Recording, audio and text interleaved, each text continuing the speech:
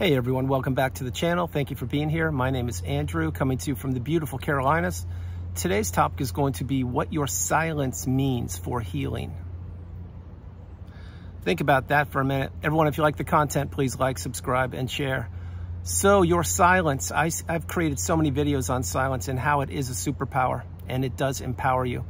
So your silence allows you to control what you do and how you communicate and with whom you communicate, and in what time you do so, if you do at all. Your silence on the healing path post-narcissistic relationship, or when you are well on your way to exiting the relationship, it really will empower you. Because remember, the narcissist is used to having you do whatever they want you to do. They're used to pulling the strings, if you will, your emotional strings, your heartstrings. They're used to controlling you. And the narcissist wanted you when you were in that relationship, or maybe you're removing yourself soon. They wanted you to become an extension of them. I say that so frequently because it's true. What the narcissist wants to do is gather as many people as they can and place them in the narcissistic fog, the devaluation stage. And they want people working for them, doing things for them, because this makes the narcissist feel important. If they can control somebody, a beautiful, bright, shining light, if you will, just like you, if they can control you for a period of time, they will do that as long as they possibly can. But what the narcissist doesn't realize is we in the community are getting stronger, and we are using our silence as a superpower because we are out of the narcissistic relationship, or again, as I've mentioned, we're looking to exit it, and we're creating an exit plan perhaps. But we understand that the narcissist, they will not change. What they will do is continue to deteriorate. They will continue to blame other people for their own faults and misgivings. They will continue to gaslight individuals, to give them the silent treatment, which I'll talk about in a moment, to triangulate them and to smear them. These are some of the things the narcissist does, and I can assure you they were doing that to you when you were in the relationship. What you did when you entered that relationship is you probably were an open book. Maybe you wore your heart on your sleeve. Maybe you are an empath. Maybe you believed that everybody had your best interest at heart. Perhaps you hadn't even experienced narcissism till you met that person. That's probably what happened. You definitely weren't taught narcissism 101 in school, so you didn't have the awareness and you weren't awakened as to that narcissism is prevalent on the planet and that a toxic narcissistic person captured you for a period of time. But once you identify that narcissism is prevalent and it's all around you, then you really need to insulate yourself. You really need to slow your life down and take stock.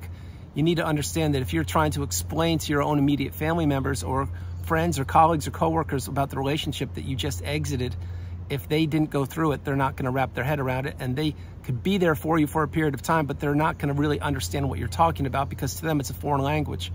To you, it's your life. That is why so frequently I suggest to people, don't burn your friends or your support system or your network out, because specifically when the relationship has ended recently, because people only have a limited tolerance for understanding and for listening to what you have experienced. Again, for the people that haven't gone through the narcissistic abusive cycle and you're in the community, God bless you. You people are insulating yourself and protecting yourself and learning about narcissism before it affected you. For those of us who have gone through the cycle and risen through the fire like a phoenix, and we've galvanized ourselves and we've healed, or we are well on the healing path headed towards the pinnacle of indifference, the mountaintop of indifference. For those of us, it's too late. We already went through the relationship and we are processing it. Maybe the relationship for you ended yesterday. Maybe it was a year ago. Maybe it was 10 years ago. Who knows? Maybe you are creating that exit plan. Maybe you're waiting till your children graduate university or high school. You're waiting to get divorced from the narcissist or division of the assets, etc. Each and every one of us in the community offer insight, wisdom, value. Each and every one of us have a voice that we can now use if we want, or flip it. We can go silent.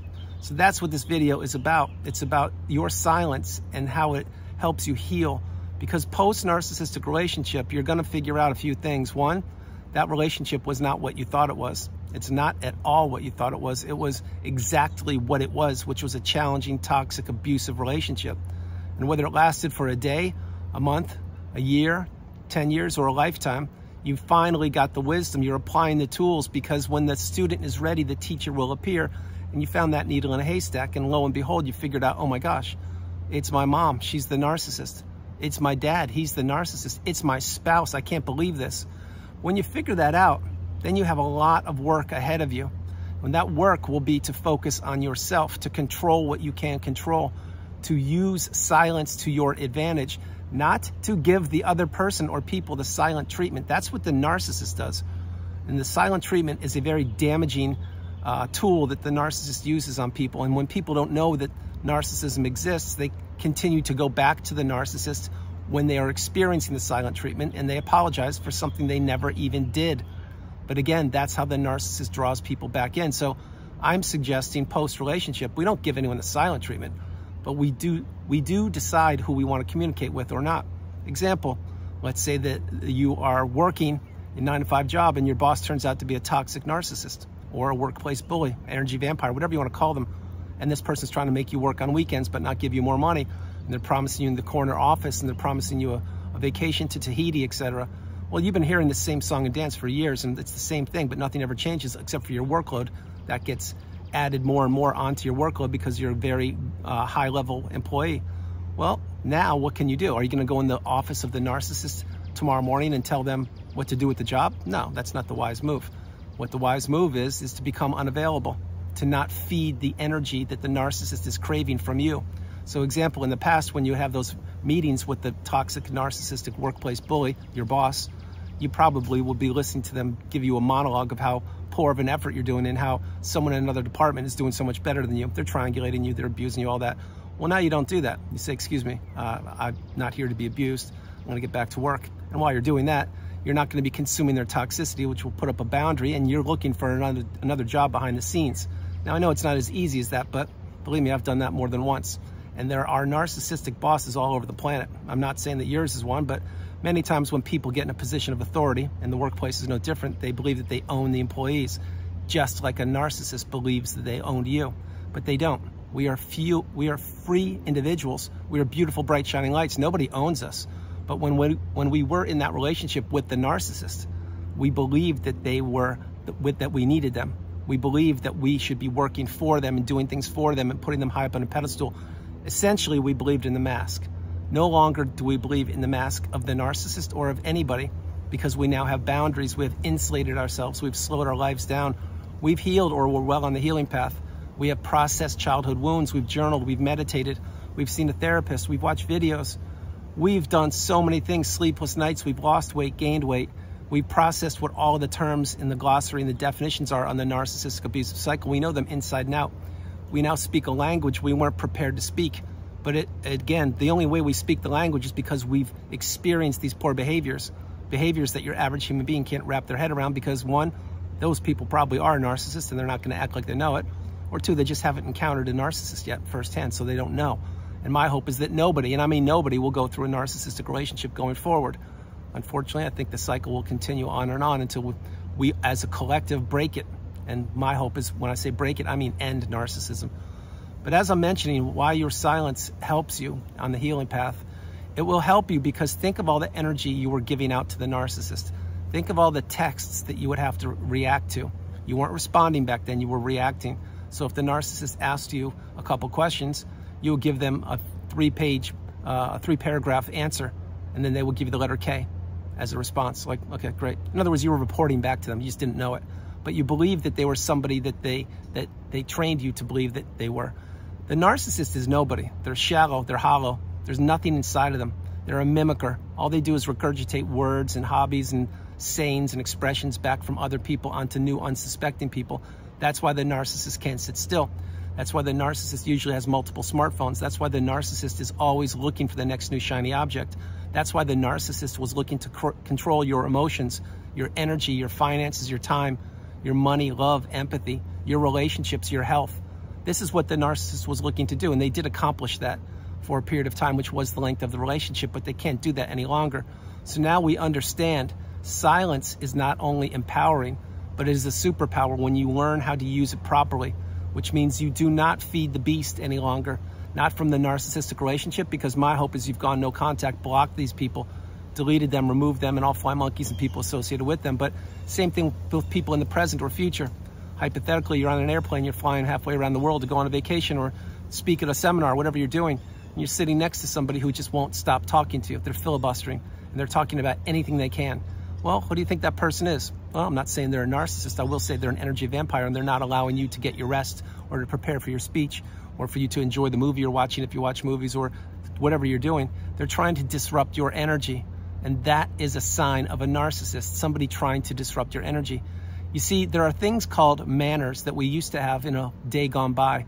And manners used to be things that would include respect, appreciation, letting another person express their opinion, value people, cherish people, honor people, and just do the flat out right thing. A lot of those things have gone out the window recently in recent times, but my hope is we're going to be bringing those back soon. I'm doing my best to instill manners on the planet. I'm doing my best to do the right thing each and every day, just like I've done my whole life. And my hope is that's what you're doing too. You see, when you've gone through the narcissistic abusive cycle, it's changed you, and it's changed you forever. You are no longer an open book. You no longer are a people pleaser. You no longer are a yes person. You now can say no, the strongest word in the English language. And remember, when you say no to something or someone, you are saying yes to yourself. And the narcissist captured us. They had us right where they wanted us, but they couldn't finish us off. They wanted to. They did their best to make sure we didn't exist, but here we are. And we're getting stronger each and every day. We are rebuilding, or we have rebuilt. We've relocated. We are teaching classes, taking classes, reading books, writing books. We're traveling the world. We're falling in love again. We're rebuilding former relationships that were damaged. We're rebuilding or creating new relationships with new people. We are now elevating so much higher in the beautiful, bright, shining light, abundance arena. That's where you are. That's where I am, or that's where you're headed. But that's not where the narcissist is. The narcissist will still stay in low vibrational energy form, lower than your shoe. And they wanted to capture you and keep you down there, trapped with them, because misery loves company. And that's what the narcissist is at their core. They're miserable about everything, but they usually paint the picture that everything's going great. Think about their social media of the narcissist. It's usually littered with fake selfies or a picture with 30 different filters being used on. But that's not the narcissist's real life. The real life is a coward, a bully, a tyrant, a petulant child on the inside, somebody who is spoiled and pampered and never learned boundaries and never learned how to behave the proper way, i.e. manners. But that's not what we are part of any longer. We're no longer part of these kinds of relationships, and we can see the signs and we can identify the signs. So going back to that airplane analogy, if you're sitting next to somebody like that, maybe you're doing it right now as you're consuming this video that I'm creating for you. Well, what could you do? You could do a few things. You could ask the stewardess or steward if you could be relocated. That would be one. Number two, you could put on a set of earphones, or like Bove's noise canceling headset, and you could drown them out that way. They'll get the hint, and believe me, they probably will leave you alone, but the Bose headset will help you out. Or C, you can politely just look at them and say, excuse me, I'm preparing for a speech I'll be giving, or I'm preparing for this vacation I'm going on, so I really don't want to communicate, and you can see what they do. There are so many options we have these days, but what we aren't doing these days is being silenced. That's what the narcissist wanted us to do. And that's when we were being silenced in the relationship. We were subservient to them. Whenever the front door would open, would it be Dr. Jekyll or Mr. Hyde? We didn't know, but whatever mood the narcissist was in, we would have to accommodate to them. So if we had a horrible day at work and we were home first, and the narcissist came home and they had a great day, and you said, wait, they're in a good mood today? And I'm in a horrible mood because I had a bad day today at work? Okay, I'll forget all about my stuff. I'll be in a good mood with them, because these good moods don't happen that often. That's what you were doing. You were keeping your emotions repressed. You weren't being heard. You were being silenced. So now flip it, fast forward, you're out of the relationship. You're not giving the silent treatment to anybody. That's not what we do. But if you want to communicate with somebody, you do it. You do it in your time. If you don't want to, you don't. And you can get all the emails that people send to you, and all the texts and all of the phone calls, etc. If you want to be available, you're available. If you don't, you don't. But it's not being negative. It's not saying, oh, I feel guilty for not answering the phone call, or I feel guilty for not. There's no room for guilt any longer. When we were in the narcissistic relationship, we carried a lot of guilt. We thought that whole relationship was up to us to build, and we did our best to do that. But remember, we were in a relationship with a person who's trying to tear that relationship down, just like they tear every relationship down. So there's no guilt. There's no shame. There's nothing for us. We did above and beyond the call of duty in that relationship, despite the fact we didn't even know we were in a narcissistic relationship. You talk about a challenge. That's a challenge in and of itself. Imagine again, if the narcissist gave you a 2-page report and said, here's who I am, here's what I'm going to do to you, here's what I've done to people in the past, and I'll do the same thing to people after I discard you. Would you have entered that relationship? Of course you wouldn't have. I wouldn't have either. But that's not what the narcissist did. They glommed on to your hopes, your dreams, your aspirations. They assimilated with you and what you wanted to do. They acted like-minded with you because they were wearing a mask. They were manipulating you. And they wanted to learn as much about you as they possibly could until they sank their dirty fangs into, and then they knew they had you. Example, you got married, you had children, you relocated, you went into business with them, whatever you did, but they knew they had you. And when they had you, that's when the toxicity got ramped up, and it went on and on and on until the relationship ended. But what happened post-relationship with you? In the beginning, you probably were trying to reach out to the narcissist. Well, we now know that that's not what you should do, because the narcissist is not going to give you closure. As a matter of fact, when you're pining for the narcissist post-narcissistic relationship, and I'm not trying to trigger you or upset you, I was there once also. When you're there, you're in a very vulnerable position, and you're still giving the narcissist supply. So the path, if you're strong enough, or when you are strong enough, again, is to go no contact, to become silent, and to heal, and to have your healing be accelerated by using your silence, which includes going no contact, etc. But back then, we didn't know what we know now. And we know now that these people are everywhere, and they don't have our best interest at heart, and they were manipulating us, and they're doing it right now wherever they are, and there's no authenticity to them, there's no empathy in them, there's no love in them. What it is a big game of accumulation to the narcissist. And yeah, they did accumulate our time for a period of time, but they can't do it any longer. So before I close the video, what did we do? We took the lifelong learning lessons from the past. We don't and didn't predict the future. We live in the present moment, the here and the now. This is where the doors of abundance will open up for you. This is where new relationships will be created. This is where your health will return. This is where your finances will return. This is where your job will improve. This is where your looks will improve. This is where people will want to be around you. And this is where people will see a change in you, and they will say, my goodness, you look so much different than you did 3.5 years ago. What happened? Well, I'll tell you what happened. The narcissistic relationship, it's over. And I've healed, and you've healed, or you are healing. And people will see it all around you, I can assure you. But you have to take the first step. You have to take action. If not now, when? So get the message. The message is to use your silence as a superpower, to use your empathy for only those loved and trusted ones around you, to not overshare, and to understand that the narcissist can't change. They only get worse over time. They only deteriorate. And they did try to take you down for the count, but they failed. And so here you are. You're now entering the abundance. You're now at the pinnacle of indifference, the mountaintop of indifference, or you're headed towards there. And I'm standing right side by side with you. And I couldn't wait for you to arrive. So if you're there, God bless you. Well done. Stay up there with me. If you're almost there, keep going. We're waiting for you. And if you're taking your first step on the healing path, understand your silence will certainly help you out. It's just not what you're accustomed to doing when you were in the relationship. But really understand the narcissist does not have your best interest at heart. They didn't in the past, they don't now, and they never will in the future. So everyone, that's the video. I hope you liked it. I loved doing it from the beautiful Carolinas. This is Andrew. Namaste. Have a great afternoon, evening, or morning, no matter where you are on the planet. You are not alone. Remember that. You are not alone. God bless you all. I love you. And understand, I've done a whole series, a playlist on your silence and how it's empowering and how it's shifting people's energy to the goodness, to the abundance, to the good side, to the beautiful, bright, shining light. That's what you must do. You really need to understand that the narcissist did not want you to have a voice. They did not want you to heal. They did not want you to see behind the mask, and they did not want you to ever figure out who they are.